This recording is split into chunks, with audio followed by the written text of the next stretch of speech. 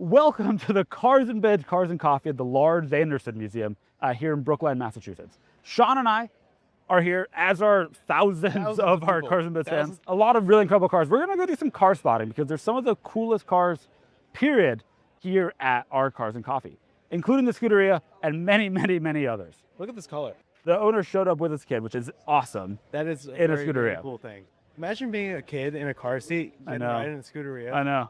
In this little section here, it's stacked. Is I think the word the kids use. I mean, 458 Spyder. Yeah. These are on a run too. They are off. Just like people are noticing the run that's happening with Scuderias. Not many people are talking about the fact that 458s are really, really steeply going up in price right now. I think every kind of still visceral, naturally aspirated Ferrari is just on the rise. Can we talk about the car behind here? A Shelby Series 1. Doug just did a review with one. Yeah, the Peterson Museum has one. Yeah. And they just lent it to Doug for a review. That's coming out soon. It's so cool. He loved it. Yeah, how can you not? But next to the Shelby Series 1 is the piece de resistance of the show, I think. I think so. Which is a BMW Z1 with the doors that go in underneath to the body. Just so cool. This is like Henrik Fisker's greatest hit. How long have you had it? About 3 years. Got 32,000 miles on it. Wow. I bought it from a gentleman in Colorado who had two of them. Nice. And wanted to sell one of them, and made him an offer, and he sold it to me. Wow. That's so cool. I've been looking for like 6 or 7 years for one. What percentage of the time do you drive with the doors up? Zero. Actually, yes. When it's raining like yesterday, of course. It has a top, right? Yeah, it has It's just like this pops up, top comes. conventional convertible top. Motor and drivetrain is E30. So, parts are available. Yeah. And it just drives just really nice. Can I ask a big favor? Yeah. Can I sit in it, Sure. close the door, and then use the door handle to open it? I need that experience once in my life. You can try. The inside latch may or may not work, but you can. All right. Let's find out. Let's try it. With a latch? No. All right. That's one thing that doesn't. That's fair. Oh. All right. And then you could go. You should go now. Doesn't want to, which is okay. So cool. I love this. So we're here with Eddie and Aston, and who are the owners of this beautiful Scuderia. This is the child that was riding in the car seat on the way here. It's amazing. Thank you. Yeah. How long have you had it? I've had it for about 2 years. 2 years, and you're liking it? I absolutely love it. Very practical. Everything fits. Car seat fits. Airbag turns off. It's child safe. There you go. It's a family car. You can have a supercar, sports car, or whatever you want to call it, and have a family. You can do both. You can. You certainly can. Well, thank you so much for bringing it up. Absolutely. Happy to do for it. coming. Appreciate Yeah. That's one of the coolest Scuderia Ferrari owners I've ever met. He was also saying, I think we got on camera, that his daily drivers are a Durango Hellcat that's been debadged, a bunch of other really cool family cars, including a Scuderia. Not on my list for like family cars, but yeah, why not? He's who I aspire to be. He's who we all He's aspire my to be. spirit animal. Yep. My other spirit animal yeah, I is know. the car right over here. Spyker C8. Look at this. These are just getting more and more special. Just because, like, I this know, could never be agreed. built again. Like, really. Like, I mean, Spyker is rebuilding cars now, but come I on. agreed. This is a moment in time. It is the craftsmanship is what defines the C8 Spyder. I have a hot take. You want my hot take? I do. I'm scared. Certain cars are about the jewelry, Yeah. and no car does it better than Spyker. I agree with that. Including Pagani. Because Pagani is a $5 million car, right? That is almost too overdone, and it's like about the jewelry, but is also trying to be about performance. I'll accept that. As conceptually, I prefer this to a Pagani. I love that Pagani is so focused on the full experience. They're making everything bespoke. But I agree with you. Like this is the pinnacle of take a proven chassis platform motor and then make it look incredible and make it really, really exceptional. The leather, the shifter, the linkage you can see, and they're expensive, but they're not insane. For the production numbers, the rarity, it's not as insane as it should be. I agree with that fully. All right, so this is just a small section of cars. We've looked at 8. There's another 400. I think Matt wants us to see us. Yeah, let's go look at some turbos. Yeah, we're 911 people. We're Porsche people. Let's go see the Porsche. It's fine. We can accept that. All right, on our way to our 911 turbo corral, Sean's gotten distracted by this 944. This is gorgeous. Looks great. The Porsche seats, the roof wheels. I don't think I've ever seen a cleaner 944. Without a doubt, true. Cool. Well, we found one of the owners of this car. Yep. was going to tell us a little bit about it. What did you guys do? What did you start with? What is it now? So it's a 1985 944. We repainted this car. Basically did a restoration, exterior restoration on this, all in-house. Color? This is not the original color. Is This it a factory color? It is a Porsche color. It's a Wow. 356 Meeson Blue. It is gorgeous. 16 valve engine swap from a later Porsche, so twin cam engine. It's got an S2 5-speed gearbox, and then the rest of the car just coilover suspension. Very cool. 993 turbo brakes, just like everything that you would do, and obviously interior is custom. The color is, everyone says the color like draws them in. You don't see this color that often. Yeah. I'm surprised. Like I've seen like maybe a 992 in it, but no one really specs this color, which I think A mistake. They yeah. should. Yeah, I'd like do more of them, but this is cool. So And in a world of like 80s 911 prices just being out of control, this is a lot of work, but it's an approachable start. for sure, yeah, 944 is definitely a little bit easier and more affordable to start with, but they're all coming up in value. Like everything on this car is just as expensive in some ways as a 911. Like whether it's a G-body car or whatever, Yeah. like it's still it's Porsche, it's expensive, but you can get everything. It's relatively easy to put together and work on, and yeah, like more people should be doing it, I guess. Amazing. For sure. It's amazing. We started talking about Porsches, and Matt Robinson, our head of all. He just shows up. There's a gravity. There's a gravity impact when a Porsche is being discussed. I can feel it. I get called in. Yeah, I love it. I love it. All right, so we've made it to the Porsche corral. Thank goodness. This is Matt Robinson, who we just met earlier. I have an affinity for Porsches, but I love them all. Affinity, passion, obsession. My spouse would call it a problem. Yeah. Yeah, a problem. We call it healthy. This is why I hang out. Yes. All right, but we do have quite a lineup of 911 turbos. We have a GTS manual driving by, but we have a bunch of turbos lined up for all generations. We need a little turbo corral for the day, which I thought would be fun. We've been talking a lot with users on the idea that the turbo, relatively speaking, is one of the best values in the Porsche lineup. You certainly get the wide body, you get the power, and to a certain extent you get rarity depending on these different models that we'll walk through. So I'd love just to take you guys through the little corral we put together and we can talk about it. Let's do it. I want to be serious, correct? Yes, yeah. So it probably means it needs to be my favorite. You don't need to do that. You can betray your child. Let's betray a little bit. I want to go to this 996 X50 packet to start with. I love the 996 turbo. What is the X50? It's extra power. It's got some cool extra digits to it. And when you do those two things in the Porsche world, it makes it awesome. But I mean, realistically, you'd be great without an X50. They're somewhat tough to come by. They actually featured them on a handful of the builds. Not as rare as some of the other later models in terms of the special edition builds.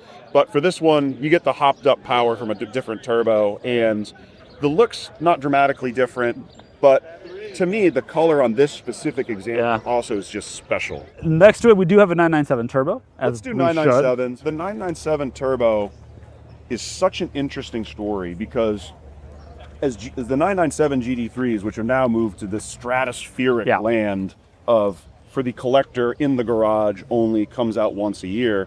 The 997 turbo sat for 3 or 4 years. You still could get one of these for a low kind of $100,000 mark. Same motor, GT3. Back seats. Back seats. You still got the RS style wide body hips, which to me on 911s is just the chef's kiss. Yeah. You know, when you get that little extra width in the back, the proportions, even for these larger water-cooled cars, it really puts it into proportion for me. But for better or for worse, people caught on, and then now these are sort of trading up into the 200s plus for a nice example. Fabulous car. I do think there's room to run on it. There will be. To me, at any point where a turbo is sitting at kind of 50% or less of the same generation GT3, there's room to run on that as it catches up. It's also the last turbo to have a manual. Yes. It named turbo. Yes, in period. Let's take a look at this beautiful, I know the color of this one, midnight blue. Midnight blue metallic. Midnight blue metallic. Yes. So this is my car. So of course it's going to be my favorite car in the lineup. I guess You have to. I think that's true. So I bought this car about 1.5 years ago. I was noticing in the market, obviously the 993s had started to climb. The 930s actually had a climb even before the 964s in terms of value. Yep. For me personally, at least, what I loved about the 964 is you do get close enough to sort of modern electronics, more modern ABS.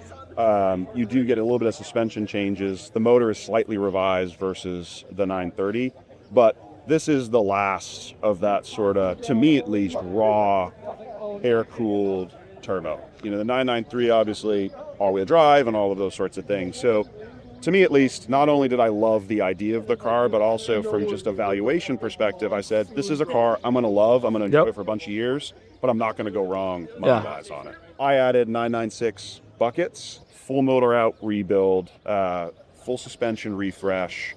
This is, at this point, dialed in, done, go drive it, go enjoy it. So I'm glad to have it here today to show everybody. Are we going to see it on Cars and Bids soon? Nope. No. Nope. This is a keeper. When it does go, it'll go. Yeah, of course. Bids, but this has got a lot of runway left for me. Yeah.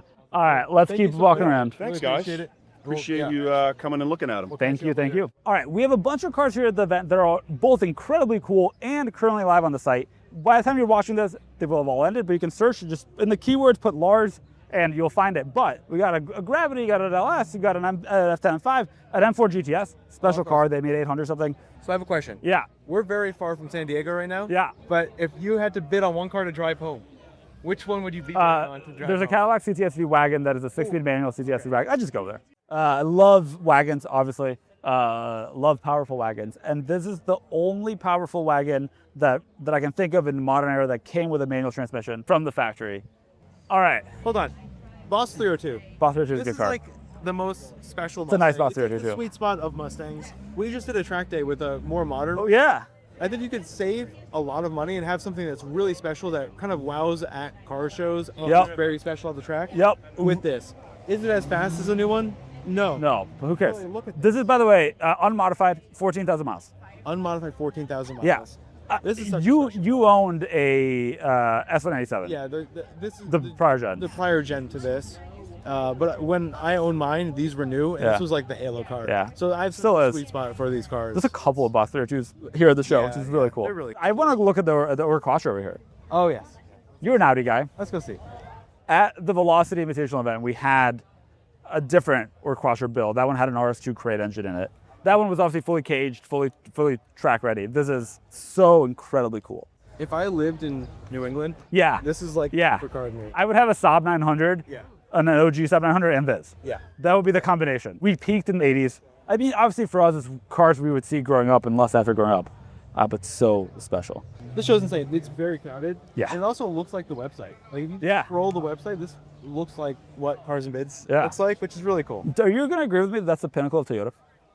The best product Toyota ever made Oh, that's an interesting question. is the 100 series. You might say the 2000 GT is the pinnacle of Toyota. No. No, not the 2000 GT. That is a contender. That or the Celica All-Track. Third gen MR2. Yeah, all right. So let's talk about the M4 GTS. They made 860 something from memory. It's like it's a special edition track focus M4. It was BMW going after the GT3 market, and they didn't really sell. Which made this a very rare car. Yeah. Which makes it a very special car today. I'm also into the orange gold accents. Yeah. Looks They're good. gorgeous. Such cool cars. F10 M5, by the way, dream. F10. They have a reputation for some issues, but it's one of the best looking. It's the best looking M5. I'll say it. And it's just such an incredible car. It is the 911 turbo of sedans. Interesting. Yeah. When these first came out, they were so ridiculously faster than every other. I sedan. remember. Remember that? It was 100%. like a really like. I remember when the big moment in E60 time. came out and had 500 horsepower, and that was a barrier that nobody really had broken. Yeah. And then this has 560, if memory serves. This car was also on the cover of the special edition of Forza Motorsport 4.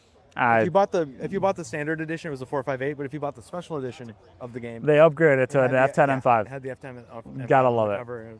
What an amazing event! We've been absolutely overwhelmed It's with the incredible. cars, the people.